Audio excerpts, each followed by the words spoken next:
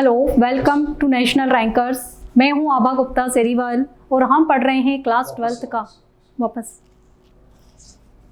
Hello, mike testing. Hello, welcome to national rankers. मैं हूं आभा गुप्ता सेरीवाल और हम पढ़ रहे हैं क्लास 12th का अकाउंट। क्लास 12th के अकाउंट में चैप्टर 7 कंपनी लेके अंशों के निर्गमन से संबंधित कुछ न्यूमेरिकल प्रॉब्लम्स सॉल्व कर रहे हैं। अब जो क्वेश्चन हम लेकर आए हैं वो क्वेश्चन है कि अगर किसी कंपनी ने किसी पहले से चल रही दूसरी कंपनी को खरीद लिया है उसके संपत्ति और दायित्वों के साथ, तो आपको उसमें किस तरह से एंट्री बनानी है, किस तरह से उसके लेखे करना है। और बदले में उसने क्या करा, कंपनी को खरीद कर अपनी कंपनी के शेयर उसको निर्गमित कर दिए। तो इसके लिए सबसे पहले हमको क्वेश्चन देखना है। क्वेश्चन देखिए आप, सुधांशु लिमिटेड ने इस्कॉन लिमिटेड के व्यवसाय को 15 लाख रुपए में खरीदा। सुधांशु लिमिटेड ने क्या करा, इस्कॉन लिमिटेड को 15 लाख रुपए में खरीद लिया है। 3 लाख रुपए का भुगतान चेक से किया और शेष के लिए 100 रुपए वाले 10,000 पूर्णदत्त समता अंशों को 20% प्रीमियम पर निर्गमित करके किया गया। इस्कॉन कंपनी की संपत्तियां और दायित्व निम्नानुसार थे। विविध संपत्तियां हैं 14 लाख रुपए की और उसके जो क्रेडिटर हैं, लेनदार हैं, वो हैं 3 लाख रुपए के। ये जानकारी आपको दी गई है और इस जानकारी से आपको जर्नल एंट्री बनाना है। तो सबसे पहले जो एंट्री बनेगी हमारी, वो संपत्ति और दायित्वों को खरीदने की बनेगी। इसके लिए जर्नल के कॉलम हम बना लेते हैं। जर्नल के कॉलम हमने बना लिए। पहली एंट्री जो करेंगे हम, वो असेट्स और लायबिलिटीज़ को खरीदने की करेंगे। तो एंट्री करेंगे हम सन्ड्री असेट्स अकाउंट DR।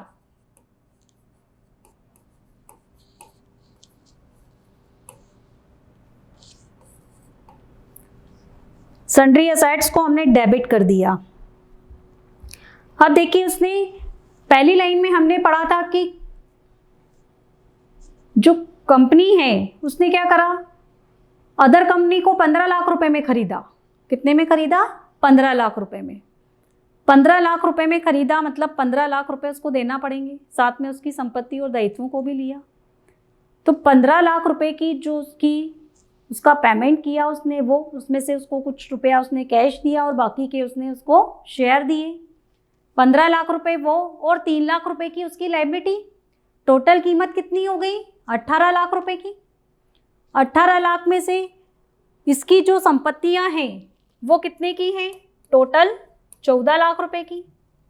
तो 18 लाख रुपए में से 14 लाख रुपए उसने असेट्स के दिए, तो बाकी 4 लाख रुपए उसने किस चीज के दिए? डेबिट में डिफरेंस आ रहा है हमारा। इसका मतलब 4 लाख रुपए कंपनी ने गुडविल का भुगतान किया है। किसके लिए ज़्यादा दिए? उसकी गुडविल के लिए। तो हम यहाँ लिख देंगे गुडविल अकाउंट DR।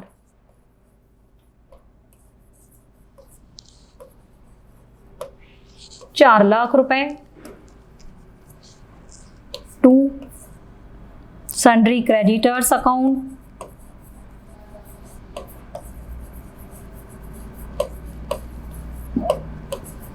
₹3 लाख और टू इस्कॉन लिमिटेड, इसको खरीदा था 15 लाख रुपए में। इसने सुधांशु लिमिटेड ने इस्कॉन को कितने में खरीदा था? 15 लाख रुपए में। तो 15 लाख रुपए ये और 3 लाख रुपए इसके क्रेडिटर्स के, टोटल 18 लाख। 18 लाख में से 14 लाख रुपए की इसकी संपत्तियां हो गई, असेट्स हो गई। तो जो बाकी के बचे 4 लाख रुपए हम गुडविल में ट्रांसफर करेंगे कि 4 लाख रुपए कंपनी ने गुडविल का भुगतान किया है। नरेशन हो जाएगा, being assets and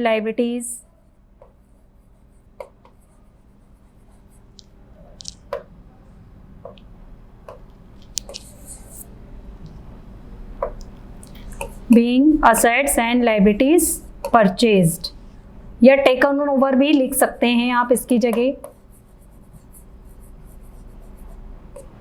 taken over. भी लिख सकते हैं और परचेज भी लिख सकते हैं। तो ये फर्स्ट एंट्री आपकी कंप्लीट हो गई। अब सेकंड नंबर पे जो एंट्री है वो हम करेंगे पेमेंट की।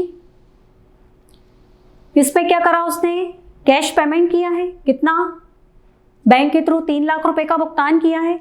तो पहले हम भुगतान की एंट्री कर देते हैं। आप चाहें तो इसकी कंबाइंड एंट्री भी कर सकते हैं और आप चाहें तो इसकी अलग अलग एंट्री भी कर सकते हैं। अलग एंट्री करने पर क्या होगा, आपको कन्फ्यूज़न नहीं होगा, अमाउंट निकालने में कोई दिक्कत नहीं होगी, इसलिए हम इसकी एंट्री अलग बना देंगे। तो इसने पेमेंट किसको किया, इस्कॉन लिमिटेड को। तो इस्कॉन लिमिटेड क्या होगी, डेबिट हो जाएगी। और टू बैंक अकाउंट 3 लाख रुपए का भुगतान किया इसने, तो ये 3 लाख रुपए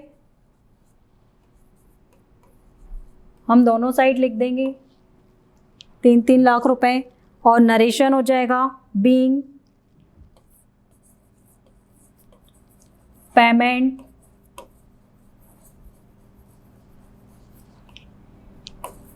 मेड बाय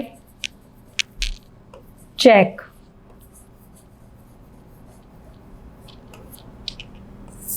ये एंट्री हो गई। अब जो तीसरे नंबर पे एंट्री करना है हमको, वो करना है अंश निर्गमन की। कंपनी को जो अंश दिए गए हैं बाकी की राशि के, उसकी। तो कंपनी को अंश दिए गए हैं तो उसमें भी हमको इस्कॉन लिमिटेड को डेबिट करना है।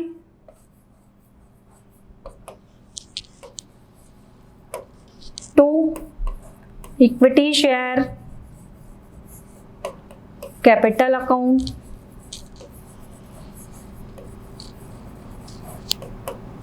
और ये जो शेयर दिए गए हैं ये प्रीमियम पर दिए गए हैं। किस पर दिए गए हैं, प्रीमियम पर। तो हम यहाँ पर लिख देंगे to security premium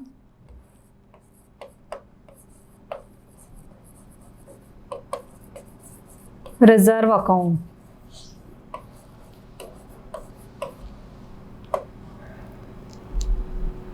total 1,20,000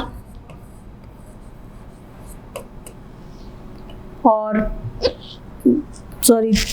12 lakh रुपए। और इसमें से 10-20% प्रीमियम पर दिए हैं, 10 लाख रुपए हो जाएंगे कैपिटल के और 2 लाख रुपए हो जाएंगे सिक्योरिटी प्रीमियम रिजर्व के। नरेशन लिख देंगे being issue shares on premium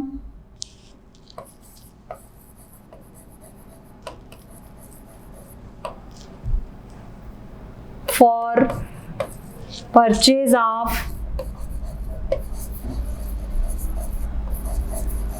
machinery.